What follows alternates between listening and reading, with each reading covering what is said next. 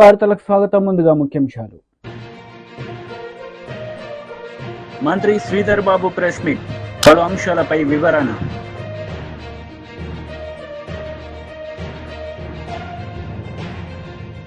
మాజీ మంత్రి Gudivada Amarnath press meet, పలు అంశాలపై వివరణ. సజ్జల రామకృష్ణారెడ్డి మీడియా సమావేశం నిర్వహించారు. ఈ సందర్భంగా ఆయన మాట్లాడారు. Over the period evolve establish అయినాయి, అవి కంటిన్యూ అవుతున్నాయి. ఏ గవర్నమెంట్ ఉన్నా కూడా ఆ మొత్తం దీన్ని ఈయన ఒక్క దెబ్బకు బ్రేక్ చేశారు. పక్క భక్తుల్లో ఉండే విశ్వాసాలను దెబ్బతీశారు. ఈరోజు ప్రసాదం తీసుకోవాలంటే అందులో ఏముంటుంది అని అనుమానించే రకంగా దుష్ప్రచారం చేశారు. దాన్ని మళ్ళీ రిపీటెడ్గా అన్నారు. అలాగే ఏ వ్యవస్థ అయితే బలంగా ఆ వ్యవస్థల మీద కూడా విశ్వాసం పెరిగిందో వాటిని కూడా కించపరిచేయటో, అందులో డొల్లతనం ఉందన్నట్టు ఒక అబద్ధపు ప్రచారం కూడా తీసుకొచ్చారు. ఇది ఆయన చేసిన ఘోరమైన అపచారం కాగా, ఇప్పుడు రెలవెన్స్ ఏంటంటే, ఇప్పటికే దాని గురించి డిస్కషన్ అయింది. దీని అల్టిమేట్ ఇది ఎక్కడ రిఫ్లెక్ట్ కావాలి? చంద్రబాబు నాయుడు గారు అన్న జంతువుల కొవ్వు అన్నది ఏ సప్లైస్ అయితే ఆ కంపెనీ చేసిందో, ఆ కంపెనీ చేసిన సప్లైలో అది ఉందనుకుంటే అది ఎక్కడ రిఫ్లెక్ట్ కావాలి? సహజంగానే ఆ కంపెనీకి ఇచ్చిన షోకాజ్ నోటీసులో రిఫ్లెక్ట్ కావాలి. 6వ తేదీ 12వ తేదీ 2 తీసుకుని షోకాజ్ నోటీసులు ఏవైతే పంపారో, జూలై 6, 12 ట్యాంకర్లలో నుంచి చెక్ చేసి ఆ తర్వాత దాన్ని ఎన్డీడీబీ కూడా పంపారు. ఆ షోకాజ్ నోటీసులో ఎక్కడ కూడా యానిమల్ ఫ్యాట్ అనే ప్రస్తావన లేదు. మిగిలిన మీరు ఎన్నెన్నా చెప్పచ్చు, అంటే ప్రజలను గమనించమని కోరుతున్నాం. ఈయన ఎంత అబద్ధం ఆడాడని ఎందుకు చెప్పగలుగుతున్నామంటే, ఏదైతే ఆయన అన్నమాట టీటీడీ ఆ పర్టికులర్ కంపెనీని బ్లాక్ లిస్ట్ చేయాలన్నా, లేదా దానికి షోకాజ్ నోటీస్ ఇష్యూ చేసినా, దేని మీద అడుగుతుంది, ఏ ఛార్జ్ పెడుతుంది, ఏదైతే అత్యంత వర్స్ట్ ఇదో దాన్ని తీసుకొచ్చి పెట్టాలి. బ్లాక్ లిస్ట్లో చేస్తామన్నప్పుడు నిజంగా జంతువుల కొవ్వు ఉంటే జంతువుల కొవ్వు దీంట్లో కలిపినట్టు ఆధారమైన మాట ఎందుకని లేదు అనేది మా ప్రశ్న. లేమ్యాన్గానే అడుగుతున్నాం. ఎందుకంటే సైంటిస్ట్ చెప్పాల్సింది వాళ్ళు ఎలాగో చెప్తున్నారు, ఇంటర్ప్రిటేషన్ ఇస్తున్నారు. ఎన్డీడీబీనేమో వాళ్ళు అసలు అందుబాటులో ఎవరికి రావట్లేదు. నేషనల్ గవర్నమెంట్తో లింక్ ఉన్న ఏ సంస్థలు కూడా ఈ ల్యాబొరేటరీస్ ఏది కూడా కాంటాక్ట్ చేసినా వాళ్ళు ఎవరు సమాధానం ఇచ్చేవాళ్ళు లేరు, లేదా ఫర్దర్ టెస్టులు చేయడానికి ఇష్టపడట్లేదు. అంతగా ఇది దీనికి సంబంధించిన చంద్రబాబు నాయుడు గారి వ్యాఖ్య. ఆ తర్వాత సెంటర్లో కేంద్రంలో ఉన్న పెద్దలు కూడా దాన్ని సపోర్ట్ చేసి ముందుకు తీయాలని చూడడం, వీటన్నిటి వల్ల బహుశా ఎక్కడ కూడా దీని గురించి ఎవరు చర్చించడానికి కానీ లేదా ఫర్దర్ టెస్ట్ చేయడానికి ఇష్టపడట్లా. ఇంకా సైంటిస్టులు ఎవరైనా ఉండి అయ్యో ఇది అన్యాయం దారుణం జరుగుతుంది వాళ్ళంతటా వాళ్ళు వాలంటరీగా ముందుకు వచ్చి చెప్పేవాళ్ళు తప్ప, దీని మీద అథారిటేటివ్గా కామెంట్ చేసేవాళ్ళు అయితే ఎవరు ముందుకు రావట్లా, లేదా మళ్ళీ టెస్టులు చేద్దామంటే దాన్ని కూడా ఎవరు టేకప్ చేయట్లా. ఈ నేపథ్యంలో మాకున్న ఏకైక ఇది వచ్చి నువ్వు ఇచ్చిన షోకాజ్ నోటీసు. ఈ షోకాజ్ నోటీసులో ఈ షోకాజ్ నోటీస్కు ఇచ్చిన రిప్లైకి అల్టిమేట్ రిజైండర్ విత్ అడిషన్స్ అన్నీ కూడా పెట్టి 28/8/2024 పంపారు. దీంట్లో మొత్తం ఫస్ట్ షోకాజ్ నోటీస్ ఇచ్చారు. ఇది రిజైండర్ అంటే షోకాజ్ నోటీస్ ఇచ్చాక వాళ్ళు ఏదో డౌట్లు ఎక్స్ప్రెస్ చేశాక ఇంకో షోకాజ్ నోటీస్ ఇచ్చి 2 కలిపి ఫైనల్గా వాళ్ళ కంపెనీ రిప్లైకి రిజైండర్ ఇచ్చారు. అవన్నీ డినై చేస్తూ మళ్ళీ రీఇటరేట్ చేస్తూ షోకాజ్ రిజైండర్లో సహజంగానే దీంట్లో మెన్షన్ చేయాలి ఛార్జీలో, కానీ ఛార్జీలో ఎక్కడ కూడా దీనికి సంబంధించిన దాంట్లో మేజర్ క్రక్స్ వచ్చి వెహికల్ నెంబర్స్తో సహా మొత్తం ఇక్కడ ఉన్నాయి. ఐ డోంట్ నో వెదర్ మీరు క్యాచ్ చేయగలరో తెలియదు, కానీ డేట్స్, వెహికల్ నెంబర్స్, దాని జిస్ట్ కంప్లీట్గా ఇందులో ఉంది.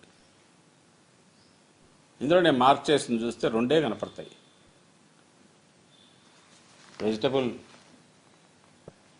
The adulterated with the fat of vegetable origin అని ఒక దగ్గర ఉంది, వెజిటబుల్ ఆయిల్ అని ఇంకోటి ఉంది, కింద ఫారిన్ ఫ్యాట్ అని అంటారు. అంతకుమించి ఎలాంటి ఆధారం కానీ ఏదీ లేదు ఇందులో. నిజంగా యానిమల్ ఫ్యాట్ అయితే సహజంగానే అదే ఛార్జ్ దీంట్లో ఆరోపణ దీంట్లో రావాలన్నా వద్దా?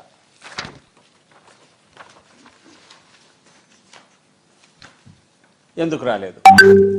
అలాగే దీనికి అటాచ్ కాంగ్రెస్ నేతలు మీడియా సమావేశం నిర్వహించారు. ఈ సందర్భంగా పలు అంశాలపై వారు మాట్లాడారు.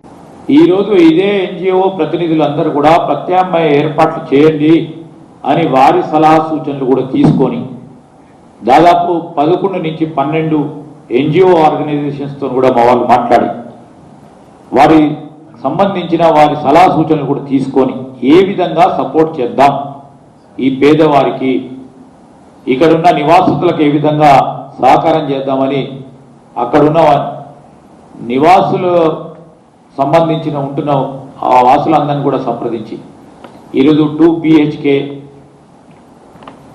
డబుల్ బెడ్రూమ్ ఇళ్లతో పాటు వారికి కావాల్సింది వాళ్ళ ఇళ్లలో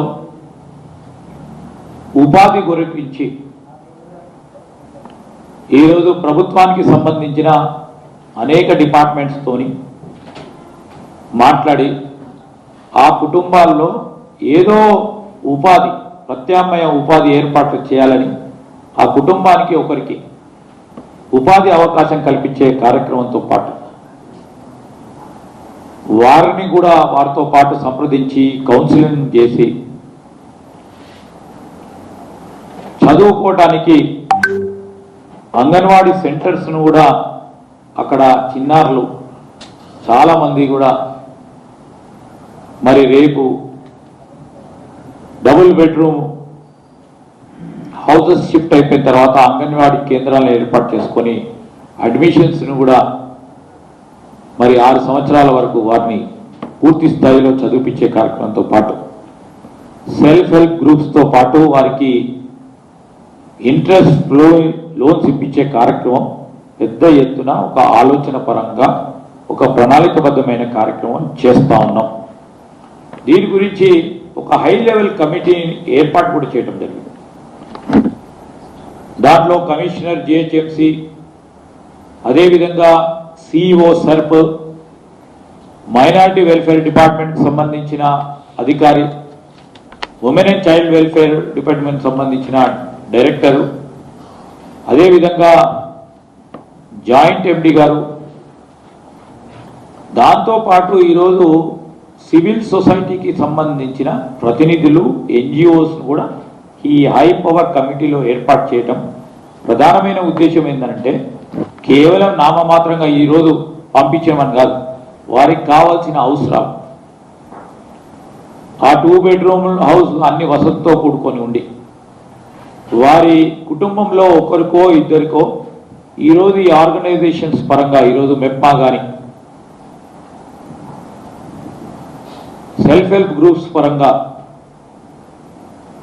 వారికి లోన్స్ ఏర్పాటు చేసుకొని వారికి ఉపాధి కల్పనలో ముందుకు తీసుకెళ్లే ప్రయత్నం చేస్తూ దాని వరకే ఆకుండా SC, ST, BC మైనారిటీ కార్పొరేషన్కి సంబంధించి వారి వెల్ఫేర్ స్కీమ్స్లో కూడా ప్రాధాన్యతనిస్తూ వారు చదువుకునే అంశం వచ్చే వరకు వారికి పూర్తి స్థాయిలో వారు చదువుకు ఎక్కడ ఇబ్బంది రాకూడదని ప్రతి దగ్గర కూడా కాంప్లెక్స్ రిసోర్స్ పర్సన్స్ని ఏర్పాటు చేస్తూ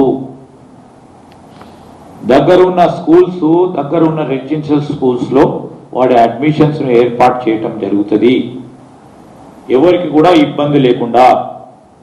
ఈరోజు మళ్ళా బఫర్ జోన్కు సంబంధించి నిన్న చెప్పినట్టుగా ఈరోజు దాదాపు రివర్ బెడ్కి సంబంధించి ఏదైతే స్ట్రక్చర్స్ను గుర్తిస్తారో ఆ స్ట్రక్చర్కు సంబంధించి కూడా ల్యాండ్ అక్విజిషన్ విషయంలో కూడా ఏ చట్ట ప్రకారం ఏ విధంగా ఉందో ఆ విధంగా చట్ట ప్రకారాన్ని చేస్తూ right to fair compensation and transparency in land acquisition, rehabilitation and resettlement act. మాజీ మంత్రి హరీష్ రావు మీడియా సమావేశం నిర్వహించారు. ఈ సందర్భంగా పలు అంశాలపై ఆయన మాట్లాడారు. जो वादा करे उसके लिए पैसा नहीं है। मूसी के लिए 1.5 लाख करोड़ कहां से आ रहा तुम्हारा? मूसी किसके लिए बना रहा तू? किसी के लिए बना रहा? उसमें किसको कितने पैसे मिलने वाला है? इसमें कौन कौन मिला हुआ है? ये बात करने का है। इस वास्ते आप सोचिए, ये मूसी जो है, जब केसीआर साहब थे, केसीआर साहब कभी भी बनाने का काम करा, गरीबों के लिए मकान बनाए, पानी दिया फ्री में आप लोगों को, अच्छा बिजली दिया, रोडा डाला, शादी के लिए मदद करा, बच्चों के लिए स्कूल लगा के बच्चों को इंग्लिश मीडियम में पढ़ाए, खाना भी दिए, 6 किलो चावल दिया। जब कोरोना है तो 10 किलो चावल दिया नहीं दिया? कोरोना में 10 किलो चावल मुफ्त में कोरोना में दिया। केसीआर साहब बनाने का काम करा, दवाखाना बनाए, रमजान में कपड़ा दिए। लेकिन रेवंत रेड्डी क्या कर रहा है?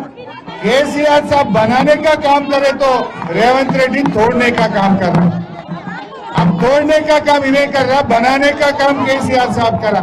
हमारी जरा सुनो, बनाने का काम केसीआर साहब करे तो तोड़ने का काम रेवंत रेड्डी कर रहा। मैं आप सब लोगों को एक बात अच्छी तरीके से समझाना चाहता हूं। केसीआर साहब ने हमें आपके पास भेजा है, केसीआर साहब भेजा है तो हम आपके पास आए, आपको हिम्मत देने के लिए हम आया है। यहाँ कोई बुलडोजर नहीं आएगा, आप कोई चिंता मत करो। अब राहुल गांधी क्या बोल रहा है देश में? महाराष्ट्र जाके, हरियाणा जाके राहुल गांधी बोल रहा ये बुलडोजर राज नहीं चलेगा बोल रहा। उधर उत्तर प्रदेश में बीजेपी वाले बुलडोजर राज चला रहे, योगी आदित्यनाथ दास। ये बोलता है राहुल गांधी बुलडोजर राज नहीं चलेगा। फिर तुम्हारा सीएम क्या कर रहा है हैदराबाद में? राहुल गांधी पहले तुम्हारा सीएम को समझो, बुलडोजर राज बंद करने के लिए बोलो तेलंगाना में। नहीं तो अगर से तुम बंद नहीं करना है तो तुम्हारा हाथ का सिंबल निकाल के बुलडोजर का सिंबल लगा लो, बुलडोजर का सिंबल लगा लो। जब पूरे लोग मिलके तुम्हारे को सबक सिखाएंगे बेटा। क्या समझ रहे? थोड़े लोग आके आपको भटकाने का कोशिश कर रहे, नहीं डबल बेडरूम खत्म होता जल्दी ले लो, नहीं तो नहीं मिलता, डराने का काम कर रहा। क्या तुम्हारा बाप का जागीर है? तुम कैसा लेता हमारा? तू कौन है? आप लोग यहाँ से 30 साल, 40 साल, 50 साल से आप लोग यहाँ रह रहे हैं, 60 साल से यहाँ हैं। कौन परमिशन दिया? पुराना कांग्रेस गवर्नमेंट परमिशन दिया। आपका जमीन रजिस्ट्रेशन करे, म्युनिसिपल ऑफिस में परमिशन मिला, आप उसके लिए टैक्स बन रहे, बिजली का बिल बन रहे, पानी का कनेक्शन लिए। वो 40-50 साल से आप लोग यहाँ जी रहे। एक घर बनाना एक जिंदगी का, एक पूरा जिंदगी भर मेहनत करे तो आप एक घर बनाएंगे। బీజేపీ లీడర్ మీడియా సమావేశం నిర్వహించారు. ఈ సందర్భంగా పలు అంశాలపై ఆయన మాట్లాడారు. మీరు ఎవరి మాటలు నమ్మకుండా మీరు దీక్షలో పాల్గొందామని చెప్పి మీకు వినమ్రంగా విజ్ఞప్తి చేస్తారు. రేవంత్ రెడ్డి గారు సోనియా గాంధీ గారి సమక్షంలో, రాహుల్ గాంధీ గారి సమక్షంలో, ప్రియాంక గాంధీ గారి సమక్షంలో, వాళ్ళ ఖర్గే గారి సమక్షంలో 6 గ్యారంటీల పేరిట ప్రజల ముందుకు హామీలు ఇచ్చిండు. అందులో ఒక గ్యారంటీ రైతు రుణమాఫీ, రైతు బంధు, 500 రూపాయల క్వింటాలకు బోనస్, కౌలు రైతుకి కూడా రైతు బంధు అమలు చేస్తా అని చెప్పడం, చివరికి రైతు కూలీలకు కూడా నెలకు 1000 రూపాయలు చొప్పున 12,000 రూపాయలు ఇస్తా అని చెప్పిండు. ఇంకా ఒక అడుగు ముందుకేసి ఎవరైనా లోన్ లేని వాళ్ళు ఉంటే వెంటనే బ్యాంకుకు పోండి, రుణం తీసుకోండి, మన ప్రభుత్వం వస్తుంది, వెంటనే తెల్లారే సంతకం పెడితే మీకు రుణమాఫీ అవుతుందని చెప్పాడు. 3 నెలలు గడిచింది, 4 నెలలు గడిచింది, పిల్లి గంతులు వేస్తుంటే రేవంత్ రెడ్డి తప్ప, దిక్కులు చూస్తుంటే తప్ప ఎక్కడ సప్పులు లేవు. చివరికి ప్రజలు రైతాంగం అంతా అసహించుకుంటుందని చెప్పి గ్రహించి భద్రాచలం రాముడి సాక్షిగా, వేములవాడ రాజన్న సాక్షిగా, జోగులాంబ సాక్షిగా, మన లక్ష్మీనరసింహ సాక్షిగా అని చెప్పి ఒట్లు పెట్టుకోవడం మొదలుపెట్టాడు. ఈ ఒక్కటి కూడా అమలు చేయకపోతే తెలంగాణ ప్రజలు నా మీద చెడైప్రాయం ఏర్పడదని చెప్పి భావించి అన్ని రకాల ఆర్థిక పేమెంట్స్ అని కూడా ఆపేసి రైతు రుణమాఫీ ఒడిగట్టింది. నేను చెప్తున్న లెక్క కాదు, రేవంత్ రెడ్డి గారు లెక్క చెప్పినారు. బ్యాంకులేమో 73 లక్షల మంది రైతులు అని చెప్పిండ్రు, రేవంత్ రెడ్డి గారేమో 65 లక్షలు అని చెప్పిండు, తర్వాత 40 లక్షలు అని చెప్పిండు, 48 లక్షలు. ఆ చివరికి తేల్చింది ఏంటంటే మేము లెక్క తీసినాం 48 లక్షల మంది రైతులు 34,000 కోట్ల రూపాయలు అవుతుంది. ఏకకాలంలో అన్కండిషనల్గా కార్డుతో సంబంధం లేదు, దేంతో సంబంధం లేకుండా పే చేస్తా అని చెప్పిండు. కానీ చివరికి విధి విధాన ఖరారు చేసిండ్రు, దాని మీద విపరీతమైన వ్యతిరేకత వచ్చింది రైతాంగాల్లో. అప్పుడు తోక ముడిచిండ్రు, అందరికి ఇస్తా అని చెప్పాడు. కానీ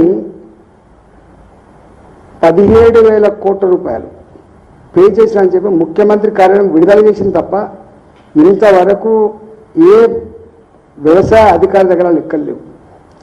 నేను దాని తరపడి మేమంతా గ్రామాలకు పోయినాం, రైతుల దగ్గర దరఖాస్తు స్వీకరిస్తున్నప్పుడు 35 నుంచి 40% మంది రైతులకు మాత్రమే రుణమాఫీ అయింది.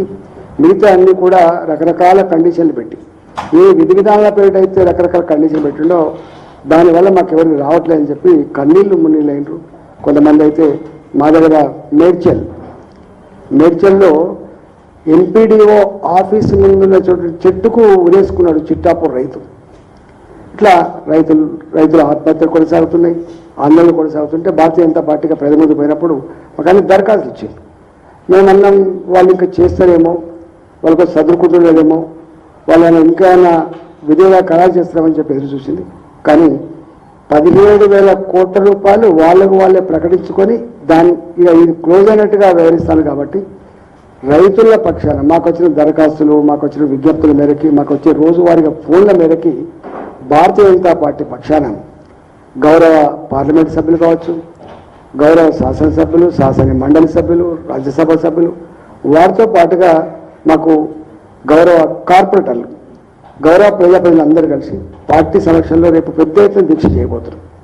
నేను ఒకటే యావత్ తెలంగాణ రైతాంగానికి విజ్ఞప్తి ఏంటంటే, రేవంత్ రెడ్డి మోసపు మాటలకు మారుపేరుగా నిలిచింది కాబట్టి, అబద్ధాలే ఆయన జీవితం కాబట్టి, ఆయన ఫిలాసఫీ కాబట్టి ఇవాళ ప్రజాందోళన తప్ప, మనం ఐక్యమై ఆందోళన చేస్తే తప్ప ఈ సర్కారు మెడలు మంచితే తప్ప మనకు రుణమాఫీ కాదు. కాబట్టి తెలంగాణ వ్యాప్తంగా ఎంతమందికైతే రుణమాఫీ రాక ఇవాళ బెంగటిల్తున్నారో, ఇవాళ అప్పుల పాలై ఆగమవుతున్నారో, వాళ్ళందరినీ కూడా రేపు ఇందిరా పార్కు ధర్నాలో పాల్గొనవలసిందిగా నేను విజ్ఞప్తి. గుడివాడ అమర్నాథ్ మీడియా సమావేశం నిర్వహించారు. ఈ సందర్భంగా టీడీపీ నేతలపై ఆయన విరుచుకుపడ్డారు. కోట్ల మంది హిందువుల తాలూకా మనోభావాలతో, ముఖ్యంగా ప్రపంచ ప్రఖ్యాతిగాంచినటువంటి తిరుమల తిరుపతి దేవస్థానం అసలు ఒకటి మన రాష్ట్రంలో ఉండడం మన అదృష్టం అయితే, దాని ప్రతిష్టని ఏ రకంగా దిగజార్చాలో అనేటువంటి దానికి ఈ రాష్ట్ర ముఖ్యమంత్రి చంద్రబాబు నాయుడు గారు పూనుకోవడం అనేటువంటిది చాలా బాధాకరమైనటువంటి విషయం. నిన్ననే మీ అందరూ కూడా చూశారు, వైఎస్ఆర్ కాంగ్రెస్ పార్టీ గౌరవ అధ్యక్షులు జగన్మోహన్ రెడ్డి గారు పిలుపు మేరకు రాష్ట్ర వ్యాప్తంగా నిన్న పార్టీ శ్రేణులందరూ కూడా పెద్ద ఎత్తున కార్యక్రమాలు చేసి రాష్ట్ర వ్యాప్తంగా ఉన్నటువంటి అన్ని నియోజకవర్గ కేంద్రాల్లో కూడా వెంకటేశ్వర స్వామి దేవాలయాలకు వెళ్ళి పూజలు నిర్వహించి ఈ రాష్ట్ర ముఖ్యమంత్రి చేసినటువంటి తప్పుని, ముఖ్యంగా ఆయన్ని ఏ రకంగా వెంకటేశ్వర స్వామిని రాజకీయాల కోసం వాడుకున్నాడో మళ్ళీ అటువంటి తప్పు జరగకుండా ఆయనకు బుద్ధిని ప్రసాదించమని చెప్పి కోరినటువంటి సందర్భాలు కూడా మీ అందరూ కూడా నిన్న చూశారు. అయితే దీని మీద చాలా మందికి ఏదో ఈ రాష్ట్రంలోనో ఈ రాష్ట్ర ప్రజలకు సంబంధించినటువంటి వ్యవహారం కాదు, దేశవ్యాప్తంగా ఉన్నటువంటి ప్రజలు, ప్రపంచవ్యాప్తంగా ఉన్నటువంటి భక్తులు దీని మీద అనేక రకాలైనటువంటి అనుమానాలతో ఉన్నటువంటి సందర్భంలో మా అధ్యక్షులు వారు జగన్మోహన్ రెడ్డి గారు కానీ పార్టీ కానీ ఒకటి కోరుతా ఉన్నాం. ఈ వ్యవహారం ఎప్పుడైతే ఆయన ఈ రాష్ట్ర ముఖ్యమంత్రి మొదలుపెట్టారో దాన్ని తిరిగి తీసుకొని వచ్చి జగన్మోహన్ రెడ్డి గారి మీద రుద్దాలన్నటువంటి ప్రయత్నం చేశారో, ఆయన చేసినటువంటి తప్పు, ముఖ్యమంత్రి చేసినటువంటి తప్పు ఎప్పుడైతే ఆయన దొరికిపోయాడో అప్పటి నుంచి పూర్తిగా దీన్ని రాజకీయం చేయాలనేటువంటి ప్రయత్నం చేస్తూ ఉన్నాడు. వాస్తవానికి అసలు ఈ రాష్ట్రంలో కుల రాజకీయాన్ని ఈ రాష్ట్రానికి పరిచయం చేసినటువంటి వ్యక్తి చంద్రబాబు నాయుడు గారు. ఇప్పుడు కొత్తగా మత రాజకీయాన్ని రాష్ట్రానికి పరిచయం చేస్తున్నటువంటి సందర్భాలను మనం ఈ సందర్భంగా చూస్తూ ఉన్నాం. సెక్యులర్ దేశంలో ఉన్నాం, ప్రపంచంలోనే అతిపెద్ద ప్రజాస్వామ్యం కలిగినటువంటి దేశంలో ఉన్నాం. అన్ని కులాలు, అన్ని మతాలు, అన్ని ప్రాంతాలు ఒకటే సమానం అని చెప్పి ఆలోచనలు కలిగినటువంటి దేశంలో ఉన్నాం. కానీ ఈరోజు మత రాజకీయానికి పునాదులు వేసి రాష్ట్రంలో మతాల మధ్య చిచ్చు పెట్టేటువంటి కార్యక్రమం ఏ రకంగా చేస్తా ఉన్నారో గడిచినటువంటి 10 రోజులుగా మనం చూస్తా ఉన్నాం. దేనికోసం ఇదంతా అని అడుగుతా ఉన్నాం. ముఖ్యంగా గడిచినటువంటి 100 రోజులుగా వారి తాలూకా ఫెయిల్యూర్స్ని కప్పిపుచ్చుకోవడానికి, ఎన్నికల ముందు ఇచ్చినటువంటి ఏ ఒక్క హామీని నిలబెట్టుకోకపోగా, చెప్పినటువంటి కార్యక్రమాలు ఏమి చేయకపోగా, నిస్సహాయ స్థితిలో ఏమి చేయాలో తోచనటువంటి పరిస్థితిలో చివరికి దేవుని కూడా రాజకీయాల్లోకి తీసుకొచ్చినటువంటి వ్యక్తి చంద్రబాబు నాయుడు గారు అని చెప్పి సందర్భంగా చెప్పక తప్పదు. ఎన్ని అంశాలండి ప్రభుత్వంలో వారు అధికారంలోకి వచ్చినటువంటి రోజు నుంచి. అధికారంలోకి రావడమే ఏ రకంగా రాష్ట్రంలో విధ్వంసం సృష్టించారో మనం చూసాం. రాష్ట్రంలో వైఎస్ఆర్ కాంగ్రెస్ పార్టీకి సంబంధించినటువంటి కార్యకర్తల్ని ఎంతమందిని పొట్టన పెట్టుకున్నారో చూసాం. వినుకొండలో నడి రోడ్డు మీద మా వైఎస్ఆర్ కాంగ్రెస్ పార్టీ కార్యకర్తని అత్యంత అమానుషంగా నరికి చంపినటువంటి విజువల్స్ చూసాం. దాని మీద పెద్ద ఎత్తున ఢిల్లీలో నిరసన కార్యక్రమాన్ని చేపట్టేటువంటి సందర్భాలు మీరు చూశారు. దాదాపు 35 మంది పైచిలకు ప్రాణాలు పట్టణ పెట్టుకున్నారు. అనేక రకాలైనటువంటి ఆస్తులు ధ్వంసం చేశారు. బుల్డోజర్లతో మా కార్యకర్తలు, మా నాయకులకు సంబంధించినటువంటి ఆస్తుల్ని కొల్లగొట్టేటువంటి కార్యక్రమాన్ని చేశారు. ప్రభుత్వ ఆస్తుల మీదకి వెళ్ళారు. ఒక పక్క విధ్వంసం సృష్టిస్తూ పూర్తిగా వార్తలు ముగించే ముందు ముఖ్యాంశాలు మరోసారి. మంత్రి శ్రీధర్ బాబు ప్రెస్ మీట్, పలు అంశాలపై వివరణ.